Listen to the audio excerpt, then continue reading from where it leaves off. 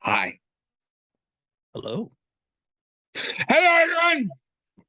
Welcome to Magical Talking Hat Podcast, the only podcast in the world that is still desperately trying to figure out why YouTube keeps suggesting I watch a 12-year-old Fat Boy Slim music video when I have given it no indication that I have any interest in anything related to it. It's very confusing. I'm Tony. And I'm William, and this is episode 621. Yes. And we have lots of very serious stuff to go through, so we're moving this time. So this is going to be a two-parter, so I'm going to explain the podcast now. I'm not going to explain it next time. Deal with it. We have a hat. It's magic. It has its own email address, themagicaltalkinghat@gmail.com. All of you, everyone who can hear this, should and does and will and do it, writes into that email address, themagicaltalkinghat@gmail.com, with whatever the crap they want. The hat magically forwards it to us. We read them. That's the show, except when it's not, which is ever increasingly.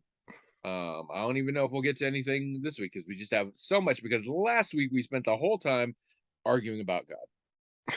I will, however, say, having talked with multiple people about this since then, our listeners found it interesting, which is good. And I will also say, I walked away from that conversation having new and interesting thoughts in my head about the possible nature of God. And I don't think that's happened in like 20 years.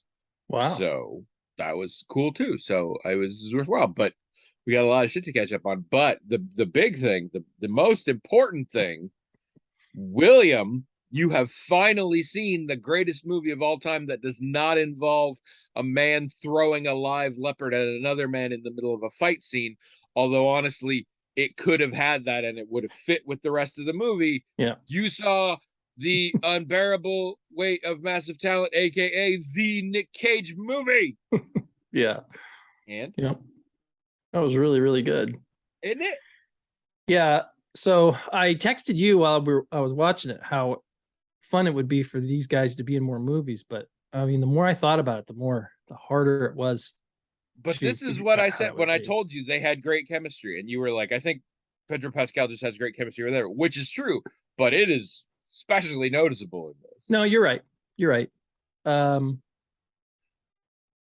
So yeah, I was thinking about what they could do if they made other films, and it would be a shame if they just said, "Oh, you guys are great together. Let's put you in a buddy cop movie, or let's remake Dirty Rotten Scoundrels or something." No. They should, they should figure out what works, that special thing that's working just for them. And I was thinking, well, what is that exactly? It seems to be all about the meet cute, right? Like, what is the thing that, how do they meet? What's the not just the plot behind that, but what are their what's the relationship when they meet and stuff. But then I started thinking, it's hard for me to think of a situation. I wouldn't want to use a cheap throwaway meet cute. I mean, it's got to be something like this, where it's like, so Nicolas Cage, the real Nicolas Cage, meets ostensibly a millionaire, but it turns out that this person is a millionaire or whatever because for criminal reasons, which of course it would be, because if, to me, the meet cute is the real Nicolas Cage meets a younger man who's a millionaire who admires him, but that's why Nicolas Cage is there, because the guy's a millionaire, not because he admires him. Yeah. And all the other stuff kind of have to go with it. Like, well, what's the conflict here? Oh, well, maybe he's made his millions from criminality. Well, then why would Nicolas Cage go there? Well, maybe he didn't know, and the CIA tells him, and they, all that kind of stuff kind of comes from it. But also, though, that's not really what the meet cute is about. The meet cute is about two creative people basically meeting their creative soulmate in a way. Does that make sense? I think that's what it's really about. I don't think it makes any sense to people who haven't seen the movie, but no, having seen it, I'm like, I think it does. All right, I don't mean to. But this is, but I think this is a problem to recreate, because for all that it's a fictionalized version, Nick Cage is playing Nick Cage. Yeah. And Pedro Pascal is not playing Pedro Pascal. That's right. And so I don't know how you do that again. This is my idea. My idea is, So given that I feel like this is a soulmate story, make the subsequent movies also soulmate stories, but like the insinuation is that they're in alternate universes. Because right, okay, so we're doing Cloud Atlas, but it's all about Nick Cage. right. Right. Now, maybe you can only do it 2 more times. Maybe it would only be a trilogy. mean, I don't know. I would watch it. I would watch the shit out of it. I'm not. I'll be honest. And the formula is somehow you have to get them to meet, and the meet cute has to appear on the surface to be about something completely different, but then somehow they realize that they're some kind of soulmates by the end. It doesn't have to be creative, but although I really liked that, I just loved that. But it doesn't have to be that.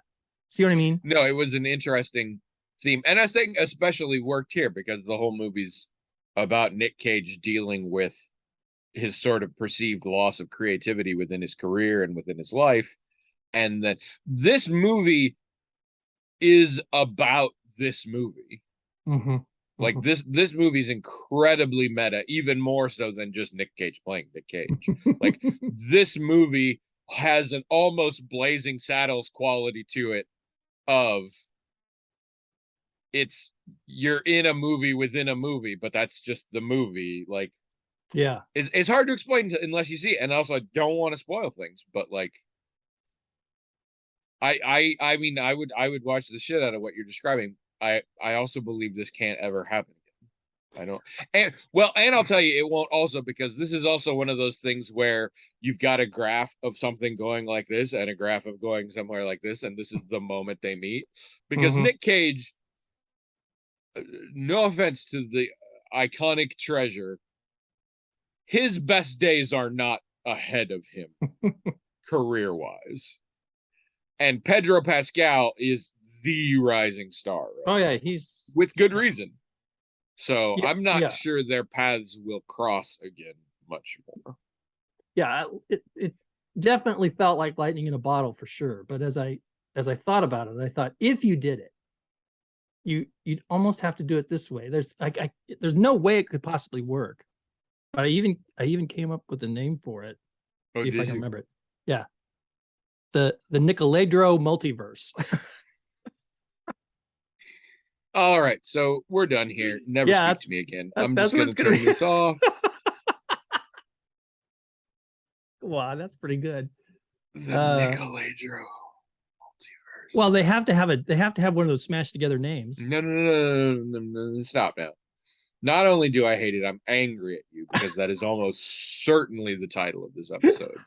And I do not like attaching my name to that, but I don't see a way around it. I'll bet if I thought about it some more, I could think of like at least 2 more pitches to at least make a trilogy out of it. But the problem, even if you set aside that I don't think they're going to interconnect again, the problem is show business is a business. And honestly, you just drop Nicolas Cage and Pedro Pascal in a movie where they're the main characters, it's probably going to be pretty fucking watchable, regardless of literally every other aspect. No, that's true. I mean, when I thought of like just, why would they stretch themselves? You know? No, right. But I mean, I even thought about like, what if we just put him in some remake or even if it wasn't a remake, something with an old trope in it, that would still probably be awesome. But it wouldn't be like this, because this is just really special. What they were able to do. I thought Nick Cage as Keanu Reeves, Pedro Pascal as Patrick Swayze in another remake of Point Break. I mean, if anybody could do it, they could. I mean, I know they're a little old, but I'd be fine with that too. Maybe it's a sequel to Point Break, and they're in the nursing home now. So, like, I don't know. Yeah, they just. I mean, it was well done on just so many levels, and Nicolas Cage was so. Like, I love that it spurred you into this creativity, but I'm so like, you can't do anything with it. Like, nobody can imitate this film. And first and foremost, it could only be Nicolas Cage. And I don't mean it's a movie about him, so of course it is. I said it when I first saw it. You couldn't pick a different celebrity and make a movie like this. Yeah. It relies on the perfect storm of talent, hubris, and fucking insanity, and sometimes laziness. The weird mishmash that is Nicolas Cage, one of the greatest and worst movie stars of all time, like simultaneously. He has such a unique footprint Mm-hmm. that it is the only one that could make this movie.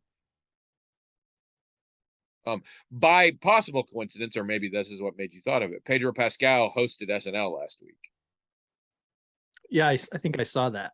And I really loved it. I am willing to say it might not be as good as I think it is. I just love him. And I spent a long time. He's another one of those. Actually, I've discovered this. Christoph Waltz is in a similar thing. I love them. I can see almost nothing therein. They do things that I'm just not interested in. Pedro Pascal, most people, you're going to say Narcos, no thank you. Game of Thrones, we've discussed, no thank you. And fucking The Last of Us. If I stayed the hell away from those games because they sounded like bummers, I'm sure as hell not going to watch the HBO prestige drama about it. So my dealings with Pedro Pascal are Mandalorian, Wonder Woman 1984, which I hated, but he was the best part about it, and now an unbearable weight of massive talent. So anytime he's in something, I'm like, yes, please. So I was super psyched about the SNL. I will say they did a bit that was HBO's having such success with The Last of Us that they're going to make another prestige drama based on a video game. It's Mario Kart. Mario, yeah. I did see and that. It's really good. That sketch is pitch perfect. I loved everything about that sketch. He was in the second Kingsman movie. Did you not see that? Was he? No. The last scene of the first Kingsman movie ruined the entire series for me. No, I get it. But he was good. I thought maybe I need to pick it up again because until that moment, I really enjoyed the first one. He was good in the second one, and I don't remember. I mean, there were a lot of people in that one, and I've heard the third is pretty good. I don't think it revived the series, but no, yeah, we saw it was all right. But yeah, I thought it's just a genius. It was a genius film. When we watched it on Prime, and it cost $5.99 to rent or $9.99 to own. And I went with rent. I thought about it, but I was like, come on. Now I'm like, oh, I wish I had. I might be willing to spend that money to buy it now because I could rewatch the shit out of that. Yeah, it's good. And Pedro, I mean, I think I saw some reviews that said that he was a scene stealer or whatever. But the fact of the matter is, he just I don't know, man. He's just so good. He is not lost in the shadow of Nicolas Cage in this film. No. They are the main characters, and they work together in just such a and the movie's a huge farce. Yeah. Obviously, like nobody's had to tell me the movie definitely didn't happen. But again, because it's Nick Cage, so much of it, I'm like, I don't think that actually happened. But if somebody told me that happened with Nicolas Cage, I would. If anybody was gonna have that happen, is that guy. That was great. Yeah. It was just great. And it's original too. I mean, I've never. Right. Yeah, I can't think of anything that's even close. That's just they just really.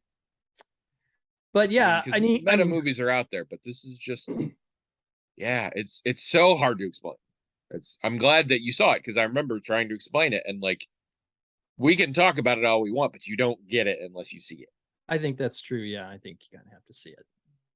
I mean, I'm curious to know what any of our listeners who've seen it. I mean, you talked about it, so you'd think they would have commented by now, but I'm guessing nobody. It didn't make big waves, which I'm very sad about. I mean, I think the critics were fairly positive about it. That doesn't hold so much water these days. Yeah, audience scores were pretty high. In fact, I think they're equal. I think if you go to Rotten Tomatoes, for example, it's like 87% and 87% or something like that. Which that's I not love how too you bad. pushed Rotten as though we might go to a different tomatoes site. If you go to I mean, Fresh Tomatoes, not so much. But if you go to there's Rotten, Metacritic, there's other no, things. I know. We don't have to. It doesn't have to be Rotten Tomatoes all the time. This episode is not brought to you by Pepsi Zero Sugar mango flavor. So This Pepsi Zero, might be my favorite soft drink at this point.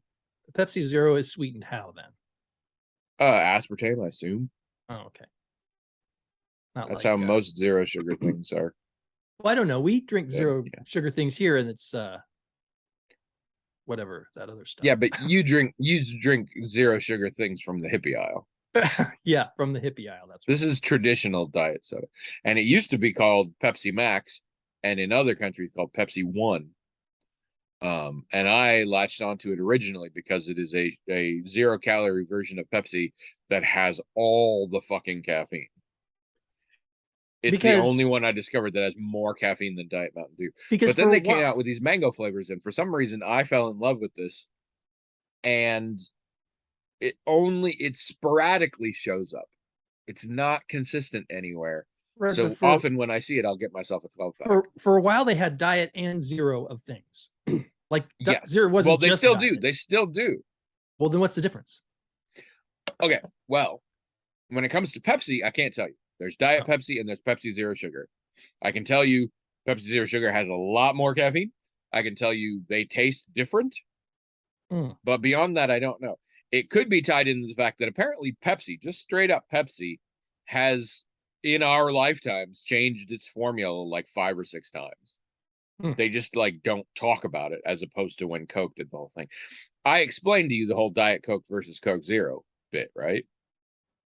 Yeah, but I don't remember now. Diet Coke is the diet version of New Coke Oh, that right, no right, longer right. exists. Right. Coke Zero is is a version of classic. Coke Classic, which did sort of exist as the soft drink Tab, which is why if you used to drink Tab like me and you taste Coke Zero, they are very similar.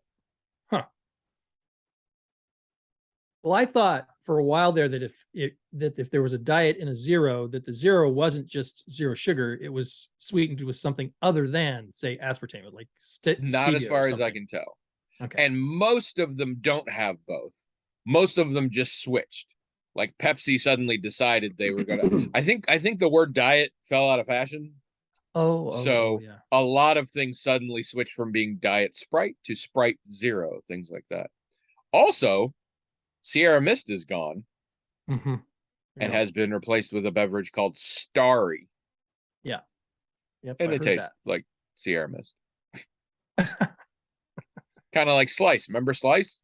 Yep. And then it went away, and we got Sierra Mist. And I But can't ever tell the big difference in those. Was It cracks me up the people who are like, Sprite sucks, 7-Up is like have specific ones. I'm like, they're all lemon lime soda. I did think when I was younger, I thought that Sprite was a little more syrupy tasting than 7-Up. Like when And 7-Up it's had that. possible that it is. I drink them seldom enough. Like if you blindfolded me and had 3 cups, I probably could tell they were different. But I drink them seldom enough that I'm never like, oh, this one's weird. You know? Was Slice so you remember Like Cola? Nope. Oh, okay. I think seems that was like- just a Melcher Dallas phenomenon. No, Like Cola. It seems like it seems as though that cola brand had other flavors, and I thought Slice was like part of that same company, but maybe not. Slice is Pepsi, at least it was when I knew about it was. Okay. And it had a variety of flavors. Yeah, There was yeah. an orange slice. There for a little while there was like a spiced one or something around. Oh, I think to compete with 7-Up Gold, which nobody was into except me. what was 7-Up? I love the idea of Like Cola because that sounds very Soylent Green or like almost pizza. You know, like, it's like cola. Well, it's cola. No, their ad campaign was about how they used real cola nuts in the production of their cola. so it's not like cola. It's cola. It is cola, yeah. And there was one commercial, they had people sort of chanting in the back, like there was a protest and everyone was saying, why can't all colas be like? And then some guy was interviewing one of the protesters while the protest was going on about it. And the person was saying, yeah, they use real cola nuts and, you know, other colas don't do that or whatever. But of course, if everybody did it, then why would anyone buy like? And years later, they remade that commercial for Pepsi with Kendall Jenner, and it caused quite a stir. Well, All right, we can't be bogged down on soft drinks. What else did you do this week? bogged down. I mean, it seemed like there was something I wanted to talk to you about, but then that film just pushed everything else out. So, Is that the only film you saw? I mean, I probably not, but it probably what I did see I didn't like. Oh no, that's not true. We saw the Wakanda Forever. Saw that. Mm-hmm. The problem though was the kids were over and we were watching it with them, so you know there's a lot of distraction with the grandson and with all that. So I can't really comment on it because I missed a lot of it. But I mean, it looked good. I mean, it looked like it was a perfectly good film. It was sad too. Like, you know, It's it was sad that Chadwick Boseman couldn't be in it. if you really felt the loss of Chadwick Boseman as much as you could, being a person who's never met him or whatever, like me, there is something to be said for that movie purely as sort of and also if you can't manage the to process loss except through like superhero shit, then there was some catharsis to that. Overall, my feeling about Wakanda Forever can be summed up by my neighbor's very short non-spoiler review of it, which is surprising because I don't think my neighbor and I share much in the way of tastes in movies. But he said before, when we hadn't seen, he had gone to the theater and seen it, and he looked very disappointed. I'm like, is it bad? And he said, it's a Marvel movie. It's not a Black Panther movie. Yeah, I seem to remember you saying that now that I recall. And I That's cannot come up with a better, I could talk about it at length, but that's what it comes down to. It is an MCU film, and the original Black Panther was something different. Yeah. This is not. To the degree that I know Coogler wrote it and directed it. The same guy who did the first one. If I didn't know that, I would have guessed he didn't. Yeah, actually, that's true. Huh. Yeah. And I don't have a lot else to say about it because, like I said, I think that sums it up. Except on a very personal level, it may end up being the last MCU movie I see. I haven't switched into like a boycott thing, but as we recall, after Endgame, I was like, I'm just going to see him if I'm interested. And I've still seen all of them so far. And I hit the point where I'm like, I'll watch them when they're on Disney Plus. It's not costing me. But this really hit home for me. I've seen them all, and they're all kind of the same. And every new one is kind of just that same movie. And I'm not sure I give a shit anymore. I think what I would say, one observation I'd make that makes it be more of just a generic Marvel movie rather than, you know, a Wakanda movie, is a lot of it felt like a commercial for future projects, which is what a lot of that's a Marvel movie is a lot of that. And there was a lot of that in there where characters were introduced and situations were introduced and all this other stuff was happening, but you felt like, I feel like this is more of a setup for something else than its own thing. Which, and I think what makes me think that, because you were mentioning the writer and director didn't seem the same. I mean, why would he have put that stuff in there except that That's Kevin my Feige said assumption, is that do this stuff because it's going to come up later. at That's this 5 years later, the MCU is a much more well-oiled machine, and so they probably have a lot of requirements about how it's supposed to go in a way that the last one didn't. Because again, the first Black Panther is the only MCU movie I've seen more than once. It's the only one I've cared to see more than once, and I love it. It's not a perfect film or anything, but I love it for what it is, and all the others aren't that. Trish brought up an interesting point in this one, though. This is an extremely female-led movie, with the exception of the villain and some side characters that get a surprising amount of screen time for doing absolutely nothing. All the main characters in it are the women mostly from the first Black Panther. We got Letitia Wright, we got the one who plays Okoye, we got Angela Bassetting the shit out of things. We got Lupita Nyong'o back as Nakia, and Michaela Cole from I May Destroy You shows up as one of the Dora Milaje, and is totally wasted. Like that would have been more like it's a pretty small part, but it's fun to see her in that. She does well. But my wife says is a bunch of female leads, but they're all just playing male leads with boobs.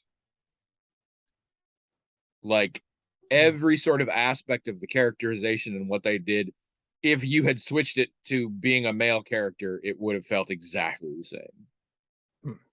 So it wasn't. It didn't feel particularly female led, despite being extremely female led. At least to her, and I think I agree. But like, yeah, in a few months when the new Ant-Man comes to Disney Plus, I don't think I'm gonna bother anymore. I thought I was going to. Jonathan Major, cool, but I'm like, no. And I mean, and again, I'm not boycotting it. I may change my mind at some point, or I may just be like, when I'm high, I'll watch them. But I suddenly realized sort of the futility of bothering. So I might be done. We'll have to see. With the movies, the shows still sometimes get interesting and different, and I still might check those out. I doubt I'm going to check out the Riri Williams one that we're going to have soon, which is why Riri Williams was in this movie. Right. I don't know that I'll bother with that one, but we'll see. I'll probably try out second season Loki. I mean, I don't know. I mean, I liked her. I'll probably. She was fine. She was fine. She's very Marvel. She got jokes. She got jokes in stressful situations, but.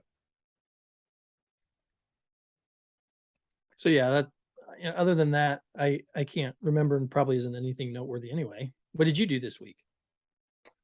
I got lots of shit. Well, it's not even this week. It's before then and all that. We've been booking it through TV shows mostly because we all keep bailing. So Trish bailed on Doom Patrol. I bailed on Last Days of Ptolemy Gray. We are actually watching the Willow TV show. Oh. And that is very interesting. I don't know that I think it's good. Oh. I am enjoying it, except when I'm really not enjoying it. And Trish is really not enjoying it, such that I keep thinking after each episode she's going to bail. I love Willow. And I think I've talked about this before. I can't tell you why. It did not make a big splash in the world. If anything, it's almost a cult movie now. And it wasn't bad. It just didn't do like it wasn't a big deal. And most people feel that way. They who have seen it, they're like, yeah, I saw it. It's fine. Whatever. I love it, and I don't entirely know why, but we saw it again before we watched this, and I still love it. And I still acknowledge it's a very adequate fantasy epic, but I love it. And I think it might honestly be having sort of a crush on Warwick Davis for my whole life. And honestly, it also may come from a weird fucked up place of what age I was. And I was at an age where I really enjoyed things with little people. Mm. and there's a lot of little people in that movie. Mm. And I mean, that's a terrible reason to like a movie, but Mm. there it is. I don't know. I don't know what it is. I was also at that age, I couldn't get enough fantasy. Any fantasy, I would eat it up. But I still love it. The TV show has some of that. Whatever the movies had, it's still there. I'm actually really impressed. Seeing the movie again, I realized what a terribly flawed character Willow was. Mm. And this is a sequel series. Willow is in it. He is much older. And Warwick Davis is doing an impeccable job of playing this character, the same flawed character grown up, and having resolved certain flaws, but some are still there. And like he does some stuff that's not great. And it's like, but that absolutely fits with the character who's a wonderful person. Like the flaw is not selfishness or anything like that. There's a certain level of defensiveness that's built into it that I really like. That kind of thing, and that's very much there. We also worked really hard to give. We have a bunch of young people, all of whom may or may not have crushes on each other and shit. Um, and it's very teen in that way, and some of them are really annoying, and some of them are changing because anything where you have teens like this, they start off shitty and then something happens and they learn to be better or whatever. This is how this always works. It's worked this way since Star Wars. Some of the teens are not having their redemptive epiphany fast enough for me, and they're just really fucking annoying. But some of them are. It's quite funny in places, and actually, I have a favorite character. His name is Borman, and he is 100% my favorite character. He's also the only one besides Warwick Davis who's older in the main group. We've done a lot of things where people had to make stupid decisions so we could have conflict. I'm not super great with that. We have explicit homoeroticism and homosexuality on a degree that I don't expect from Disney. In fact, when we started, I could see signs of it, and I'm like, yeah, we're going to keep it real vague. And then two women kissed each other in the first episode, and I was like, oh shit. Now, to be fair, the show's not so much about that, but it's definitely there. It's not exactly fanfare for, pro-gay or anything, but it is, I would say, for once, unlike all the other times Disney has claimed this, and this time, weirdly, they didn't, it is explicitly gay. Interesting. So I like that. It's also quite funny in places, but I really get the sense it really feels like somebody wrote the funny parts and somebody wrote the serious epic fantasy parts, and they were different people. And I wish the person who had wrote the funny parts had written the whole thing. So we'll see. I also get the very sneaking suspicion that nothing's really going to be resolved by the end of the season, and I have no idea of its success, so I don't know if it'll go on or not. We also tried to pick up the second season of Avenue 5 on HBO Max about the near future where there's the luxury space liner that gets stuck out there, and it's comedy, and it's got Hugh Laurie and Josh Gad and other people whose names escape me. And so we watched the first episode of the second season, and then we finished, and I told Trisha, said, you can take that on your own. She said, really? And I said, yeah, I forgot that it's not funny. It's 100% just a comedy. It's not an action comedy or anything like that. It's just a comedy, and it's not fun. Wow. And I had forgotten that. This episode was just like the ones in the first season. It's not like it's gotten worse, but I was like, oh yeah, didn't like this. So I'm done with that one. Okay. I'm cruising through a season of Doctor Who I hadn't finished, and Lucifer. And both of them I'm trying to appreciate on their own merits. I'm really trying, like, neither of them are what I would call good television. Lucifer especially is bad television. Don't watch it. No one should watch it. but they both have things about them that are entertaining, and I'm trying to sit on those. It's easier with Doctor Who because Doctor Who is shorter. There's like 10 episodes in the season. Lucifer has the big honking episodes, and I'm still got a season and a half left. And maybe I did I speak on this already About that I was back to watching Lucifer. I think you mentioned it, yeah. The problem is you and I talked a bunch after the last couple of episodes, and I can't remember what was then and what was not. But Right. I've always complained about Lucifer that the character of Lucifer is weirdly stupid. Mm-hmm. Well, spoilers for a TV show you absolutely should not watch. God eventually shows up. Oh yeah, you God did is say also that. very stupid. Stupid, yeah. Yeah, actually, yeah, of course I said it. That's what sparked the entire last episode. Now I remember. So, yeah. God is also stupid. Yeah. No. I've got some stuff on the back burner. I'm gonna go with Lockwood and Co. on Netflix. Looks interesting. Trish decided she wasn't interested. So, Oh yeah, we watched that. how is it? I can't speak for Abby, I guess, because I don't know if we talked much about it.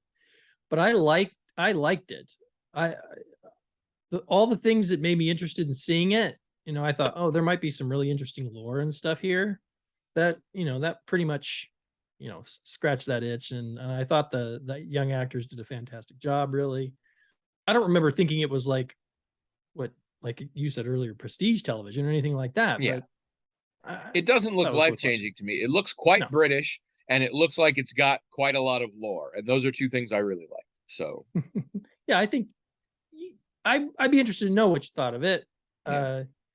Because I don't remember having any particular issues with it. I mean, we'll watch more when yeah. there is more. If I've there also got will 2 be more, I seasons don't know. left of Lock and Key, which I still plan to watch. I've just suddenly jumped back into watching this. I have also discovered some of the truly great treasures of my life on television. Oh, One, the one I have the least to say about, is a series on Netflix called Gudetama, An Excellent Adventure. The neighbor kid told me about this because I mentioned Gudetama. Gudetama is a much beloved character by me. Gudetama is my favorite character in the Sanrio Hello Kitty family. oh, okay. Gudetama is specifically an extremely lazy raw egg who by and large is manifested as a yolk-colored little tiny vaguely humanoid naked person relaxing on a bed of raw egg white. This is how I discovered them when I went to Disney World one time. I had not known about this one, but it's just, and his whole deal, I think it's their whole deal is just relax. Like, let's not, I don't want to do, let's just have a nap. Let's just chill. It's fine. Whatever. Life Wow. is fleeting and pointless. It's like laziness mixed with just the right level of sort of fatalistic existentialism in a way that Okay. I'm just like, I relate to this very strong. And there's a series on Netflix of it with like it's a short, it's like 10-minute episodes, Mm-hmm. and it's Gudetama and who came out of an egg and just was on the floor or whatever, and Shakipio, who is a baby chick that came out of the same carton of eggs. Mm. It hatched and it actually had a live chick in it. Mm. And Shakipio is very enthusiastic and energetic and very much wants to find their mother, and has convinced themselves that because they came from the same carton, Gudetama is their brother. Mm. So is determined that the two of them are going to go and find their mother out there. Okay. And Gudetama doesn't give a shit, but also doesn't give a shit enough to not. And it's not like Gudetama's walking anywhere. Like Shakipio made a little wagon for him out of a half eggshell and just sort of slurps him in there and then pushes around. But they're both obviously CG. The rest of it is live action, including actual live action people. Wow. And it's all in Japanese, and it's hilarious. It couldn't be a bigger episode. Like, you want a nice bite size 10, 15 minutes, but it's adorable, and I love it. And it's great sounds. And occasionally, I should say, there are other CG creations. There's an episode where they're on at one of those sushi restaurants where the conveyor belt goes around. There's different foods, and they end up on the belt, and they talk to an old wise egg sushi who's just been dried up and sitting on the thing since the restaurant opened. And then there's a different sushi with little roe eggs, and they all as a group ask the others about individuality. So they talk about, what does that mean? This whole thing. There's an episode where Gudetama ends up becoming prime minister, but then decides they don't care and stops being prime minister. It's a deal. It's a ridiculous show, but I love it. But that's not the important. The important one, Okay. also on Netflix, but other places, I will explain. It is involved. Is Bee and Puppycat.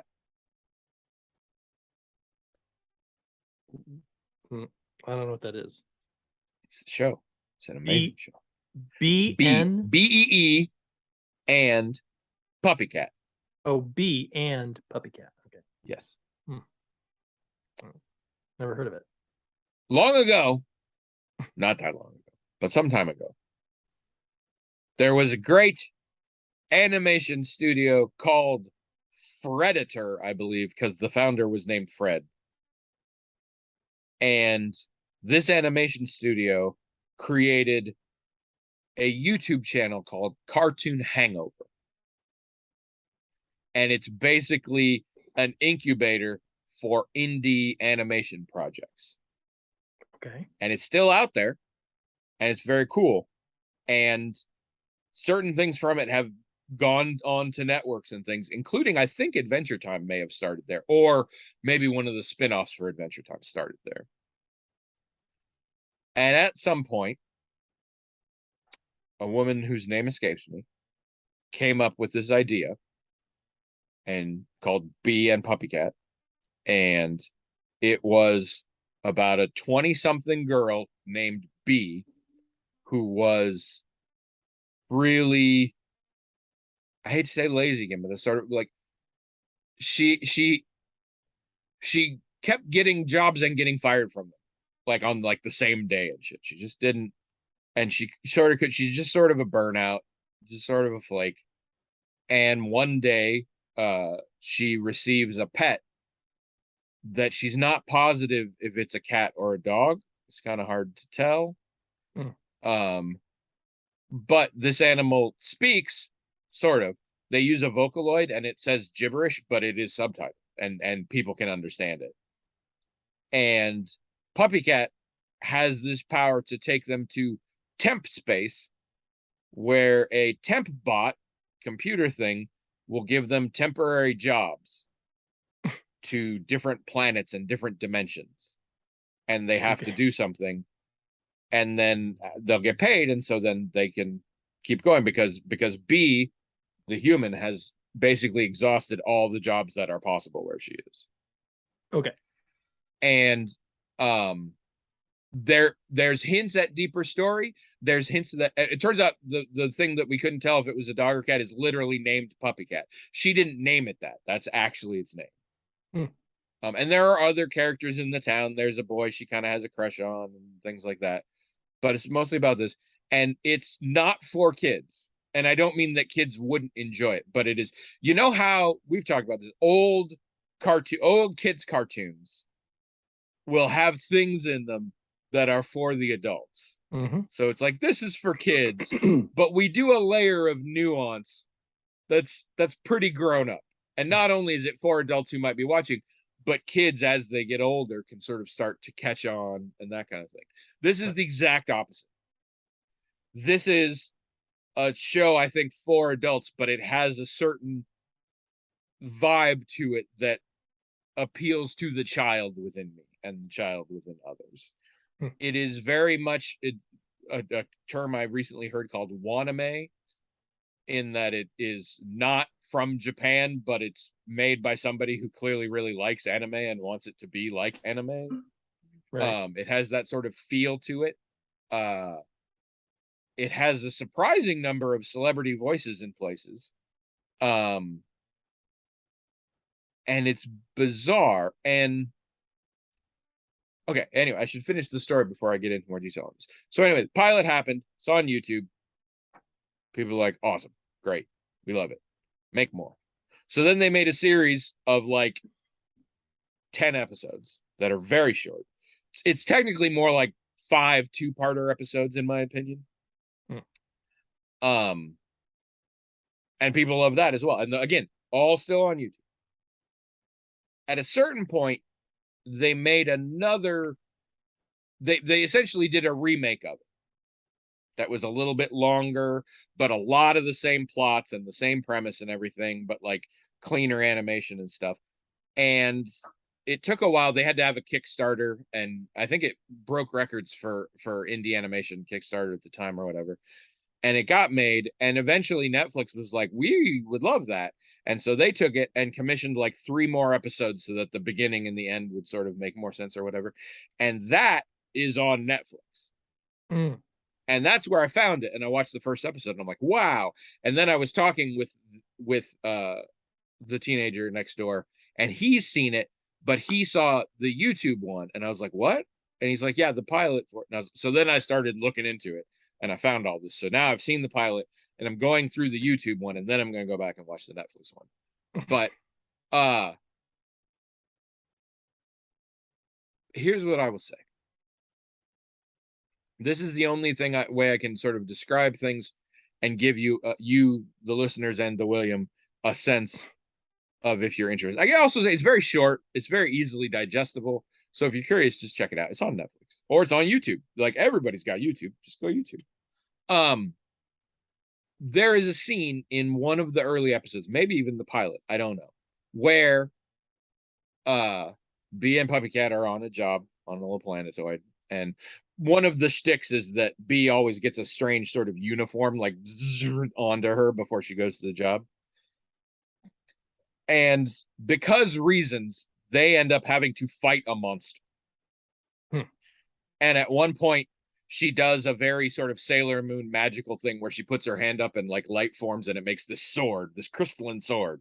No explanation, it just happens. There's a lot of magical girl Sailor Moon concepts in it that aren't ever elaborated on. They just are there. And so she has this sword, and Puppycat is grabbed by the monster's tongues. Basically, they are like tentacles, and they grab Puppycat, and she's like, I'm gonna save you. And she runs up and she grabs onto the spot of the tongue between the mouths and Puppycat, and she just starts chewing on it.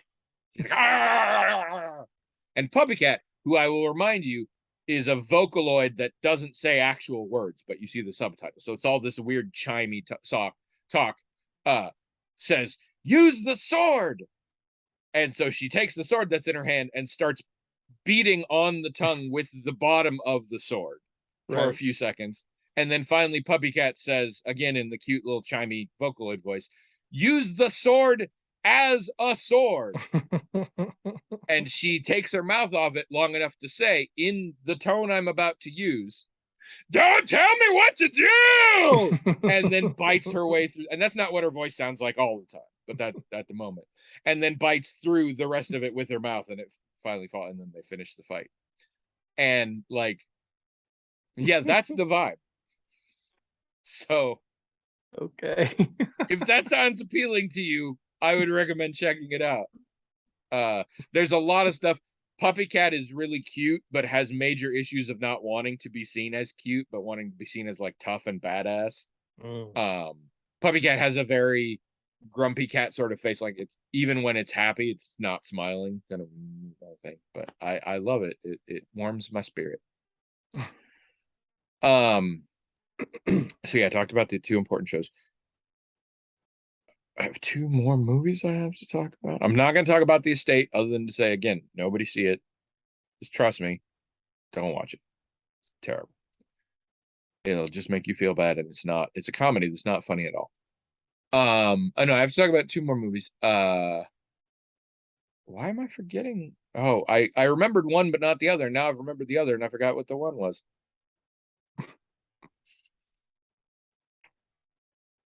Can't help you. All right, well, I'm gonna start on the other one, which I wanted to save for the end. But oh no, I remember. You People. Oh, You People, yeah. You and I already talked about this, but Trish and I saw You People.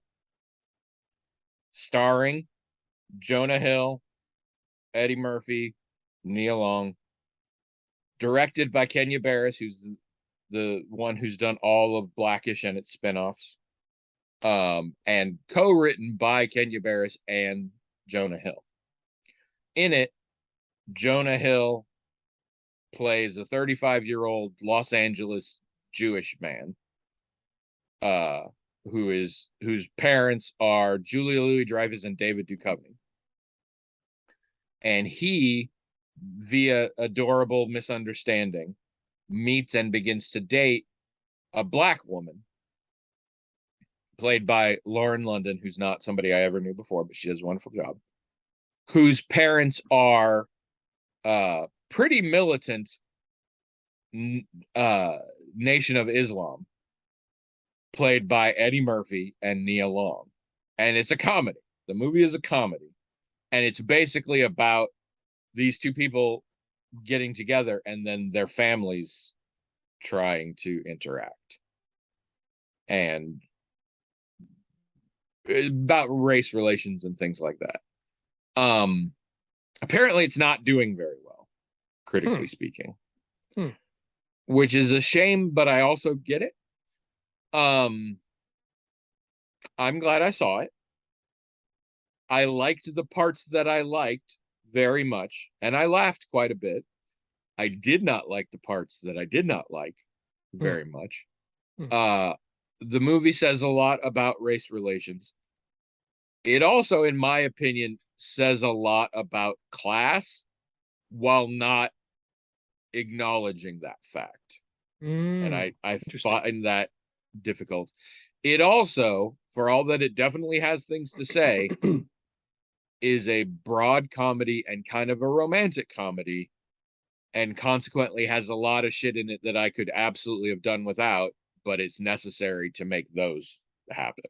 Right.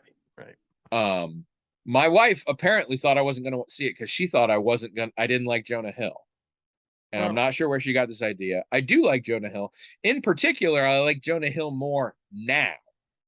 Jonah Hill has done a lot of things I don't like, which is fine. But I think he is a thoughtful comedian and is really getting into places where he's trying to say something and find nuance and not just bro humor kind of things. And I think this shows up here too. It's very Kenya Barris. If you ever saw Blackish, I think your feelings on this movie might be similar to that. Mine were. I think Blackish was a great show. I watched a few episodes. In general, it was not for me. And it just, I am not well served by the particular mix of comedy and message that Kenya Barris creates. I think it is a useful mix. I think it makes it very approachable to a lot more people. I'm not opposed to this at all. It doesn't always jibe with me so well. One gets in the way of the other a bit for me. Sure. So I am glad I saw it. I think it is worth seeing. I am very much glad it's out there. I hope more movies like this are out there. My feelings on it are mixed. It did provoke some interesting conversation between Trish and I in the moment right after we saw it. We haven't really gone back to. Everybody in it does a great job. That's most of what I can say about that. But last night, finally, because I've been waiting for it to get cheap enough. This is the thing. I don't want to go to theaters. So a movie comes out and I'm like, shit, I can't wait till it's available. And then it is available if you want to buy it for $20. And buy it means however long Amazon has the rights for or whatever. And I'm like, fuck that. And then eventually it gets to like, $4, $5, $6 to rent. And then eventually it ends up on a streaming service. So finally got into the 4, 5, 6. We saw Bros. Billy Eichner Oh yeah, starring yeah. and written film, Right. playing opposite the guy I always know as Davin from Killjoys. I've seen him in a few other things. The character in Killjoys was aggressively heterosexual, but it turns out the actor's actually gay. And I've noticed him in a couple other things for this. And it is, oh, see, I have so much I have to say about this. I loved this movie. I highly recommend this movie. I now must give you an hour and a half worth of qualifications.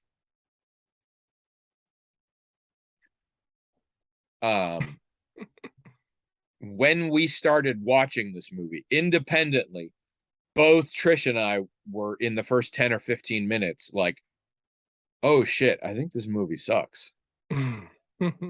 And then I had an epiphany. And fortunately, Trish literally thanked me afterwards. I said it out loud to Trish, and it saved the movie for her as well as me. Have you seen the 1995 film Jeffrey? No. You're homophobic. I don't know what Jeffrey is a film is. from 1995 starring Steven Weber and Michael T. Weiss. And it is, for lack of a better clarifying term, a gay rom-com. It is specifically about Steven Weber as a gay man in the mid-90s who finally decides that thanks to fucking AIDS, sex is too damn scary and he just can't do it anymore.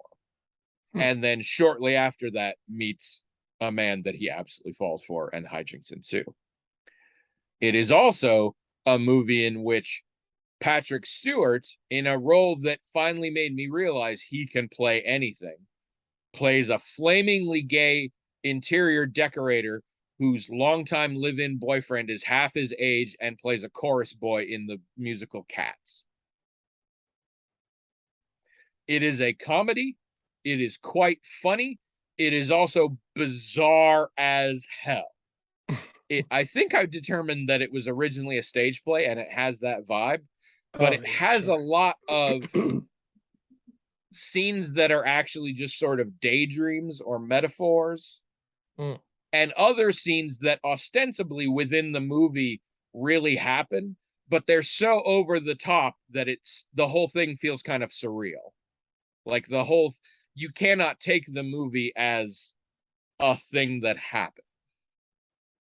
Bits and pieces don't fit in with that. And some of them are very explicitly sort of fantasies, but some of them are presented as though they were real, but they super aren't. And it's a movie I've seen many times. It's a movie I like a great deal. And it is very strange. And you have to, if you aren't sort of prepped for that going in, you very much might not like it.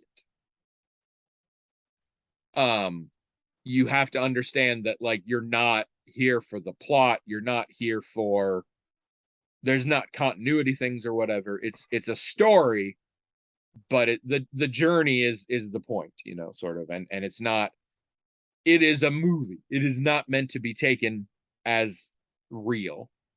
And it's quite funny. It's also quite funny in very dated ways now. And it was also quite odd because of the 4 leads, and Yeah, it got dark all of a sudden. yeah, I think this is where you get dragged off screen suddenly and we never hear from you again. And now you've passed the curse on to me. Thanks. The 4 leads and the writer and the director of Jeffrey, 3 of them were gay and 3 of them were straight. And the straight ones were the 2 main characters who are the couple and Patrick Stewart. And so it has that weird deal of you know, as was often the case in the 90s and 2000s and still is, these movies about homosexuality in which straight people play those characters. Right. So I bring all that up. People should watch Jeffrey. It's a good movie, but again, going understanding what it is. It's also got musical numbers in it. It's got Christine Baranski in it. It's got Olympia Dukakis in it. It's great. Bros is basically Jeffrey in 2022. Oh. But it's 2022, so it's much more deconstructive and self-aware. And it's also different because in 1995, Jeffrey is a movie about queer subculture. Bros is much more a movie about queer culture and sort of the ramifications of it being much more mainstream now. And in my opinion, because HIV is not particularly an issue in this, in my opinion, they replaced HIV with socially institutionalized, internalized homophobia, even amongst queer people. That's my opinion.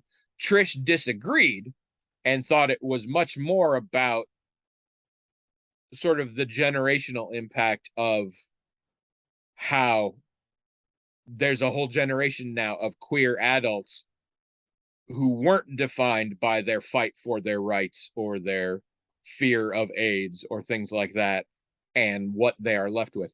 We talked about it for quite a while, and I think the two aren't necessarily mutually exclusive. But it's definitely a comedy. It's definitely a rom-com. It is definitely should be taken as not real, in my opinion. A lot of people say and do things that you're like, that's not how humans are. And sometimes it's in favor to being funny, and sometimes I don't know why it's that way.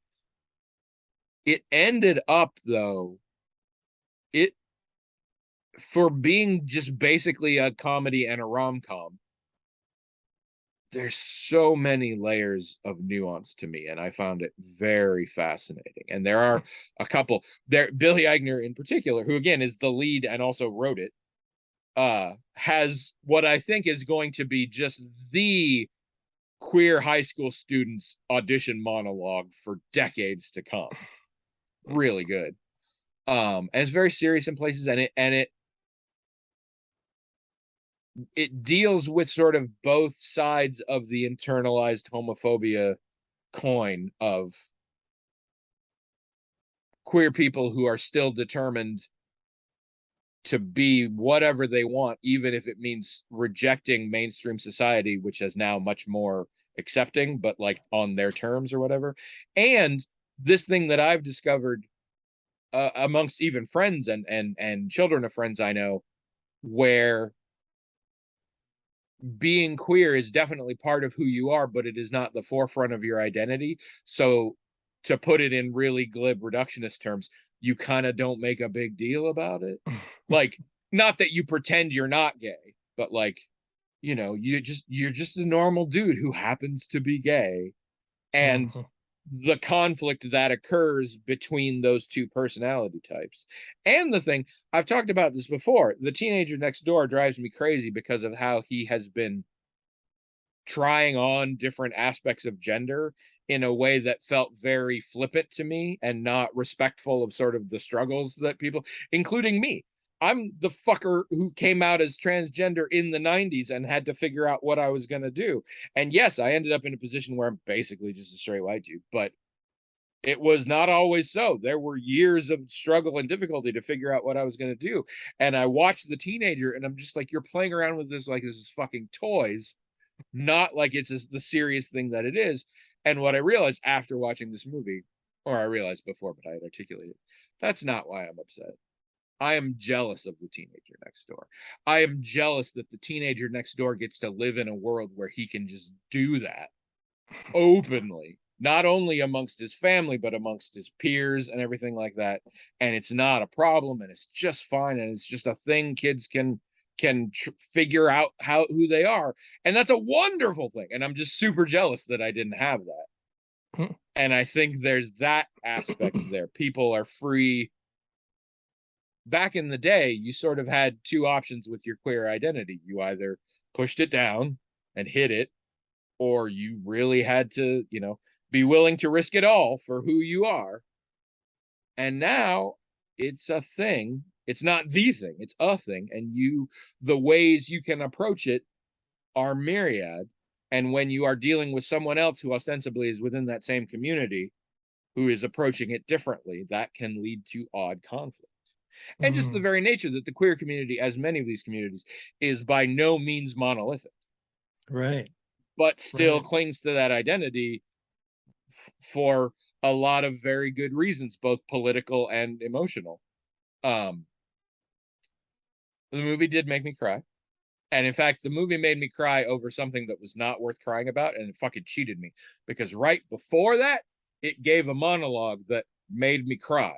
And then it did this other thing that I was already crying, and so it made me cry too. But I'm pretty sure if I had started off with dry eyes, and that I wouldn't have cried at that. But I really enjoyed it. But you really have to realize it's also very New York. There's a lot of that, which is I feel like that's a term we can use nowadays. Do people know what I mean? If it's a Uh, comedy and I say it's very New York, yeah, I think I know what you mean. SNL has a lot of that. 30 Rock has a lot of that. There's a vibe of comedy, specifically New York themed comedy. And contrary to all the dog whistlers of the generations, I don't mean Jewish, but like there's just a culture associated with New York, and consequently, they think certain things are funny. And because New York is New York, it has spread. Like you don't get a lot of Southern Missouri humor on nationwide platforms, but you do get New York City humor on nationwide platforms. And some people like it, some people don't. I am in the middle somewhere. So it has a lot of that, but I really got a lot out of it. And I hate rom-coms, and it's definitely a rom-com, but it is a lot more than that. And it's just got layers that I really enjoy. And it's got a lot of good Casper. And actually, there's a fun one. One of the gay guys, his mother, who is explicitly straight, I think, is played by Amanda Bierce, who is an actress I don't particularly like, but I love seeing her in this situation. Amanda Bierce came to prominence as the neighbor of the Bundy family in Married with Children. And she was notable in that sitcom for being aggressively heterosexually like sex starved, and she was the foil. She was often the one that things ended badly for, and we were supposed to laugh at that. And she went on to produce a great deal of that show. In later seasons, she was the EP on a lot of it, and she's lesbian. And Hmm. that wasn't what was happening at all. And I really like seeing her in things now because she picks and chooses much more carefully, I think, now because she can. Right. Uh, and to be in something like this, and I just found it really cute, her being the fairly small town, innocent, straight mom who knows her son is gay and is totally supportive, but like it reminds me of my parents when I came out to them as bi. Like they absolutely tried to connect with me in very heartfelt ways that sort of showed they didn't know jack shit about what queer culture was. Or like Right. the Right. one I always talk about when my father takes me to the airport and we're waiting there, and he says, out of fucking nowhere, maybe on the plane you'll get seated next to a real cute guy. And I'm just like, yep, maybe. Okay. Yep. And he was Maybe. trying, he was really trying. And I can see that now. At the time I was like, what the fuck is wrong with this old man? But like he didn't. And he had a story about being picked up by a guy when he was hitchhiking once, and the guy clearly wanted to take him home and have a thing. And my dad got out of the car. And it's neither an interesting nor an uplifting story. It's my dad got in the car and this guy hit on him. So shortly after, he had him leave the car. But it's like the only thing my dad knows related to gay people. So over the years, he would tell this story over and over again, and not in a negative way, but just because like this was his touchstone for gay folks. Was his only interaction, as it were. And so there's that vibe, and I really kind of enjoy that. But I it's such a weird movie, and I think if you don't come at it from the right perspective, you're not going to enjoy it, and that's why it's so difficult, because I really recommend it, but you got to understand what it is going into it, and what it is Jeffrey, but from 2022. And there aren't particularly musical numbers, so sorry about that. Because Jeffrey had some great choreographed musical numbers. I think that's it. I'm over 60 hours into Horizon Forbidden West, still loving that shit. That's good. I discovered a YouTube channel called Gaming Henry. And in particular, he has a recurring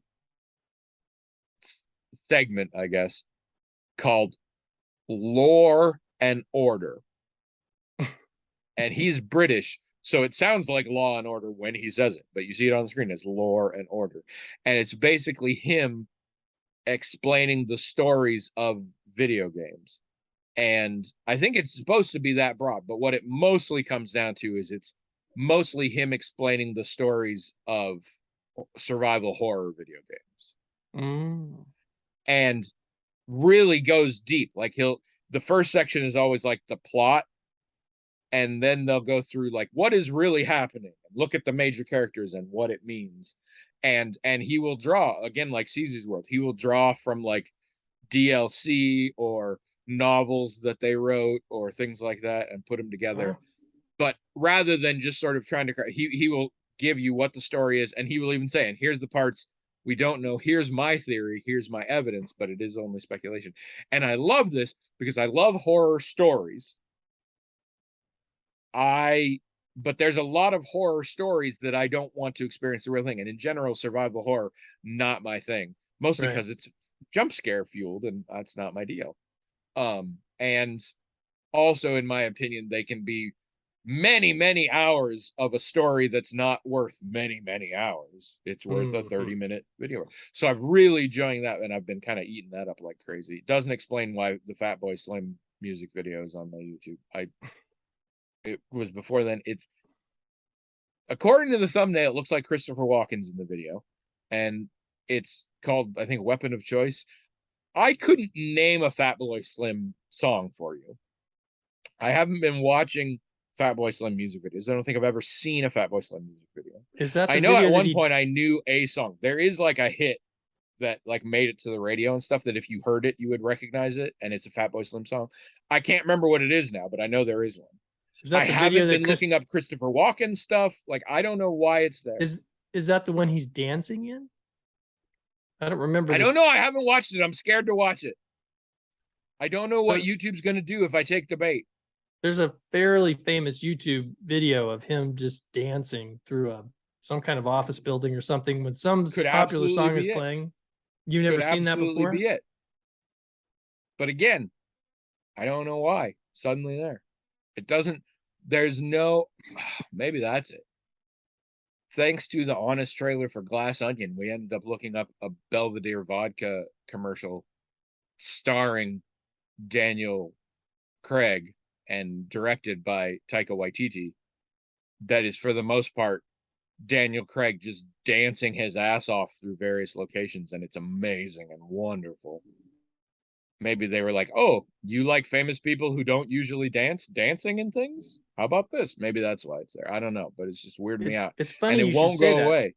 About Christopher Walken, because he started out as a dancer. That's why he and a fucking lion tamer.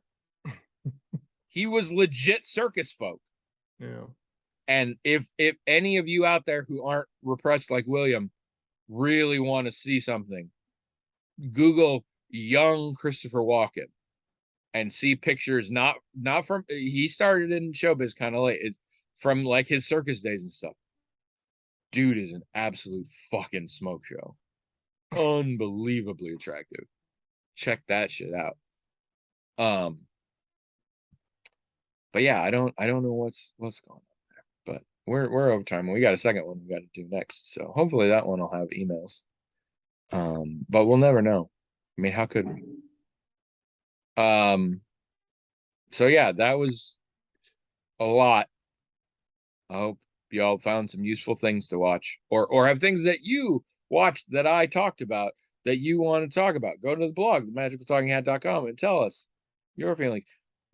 Sister podcast, Tuning Japanese. I say that just because our most hated listener is one of the hosts on it. Did you do BM Puppy Cat? It's not strictly speaking anime, but it's, you know, in the vibe there. I've been saying vibe a lot this episode. I've been saying vibe a lot. I think I've discovered that's a really useful word. Pretty useful. You know, gestalt kind of sounds pretentious, so vibe is like a good way to go there. Huh. I had a whole thing I was going to discuss about my mental health. I guess we'll save that for the next episode. It got a whole other episode. If I'm still alive.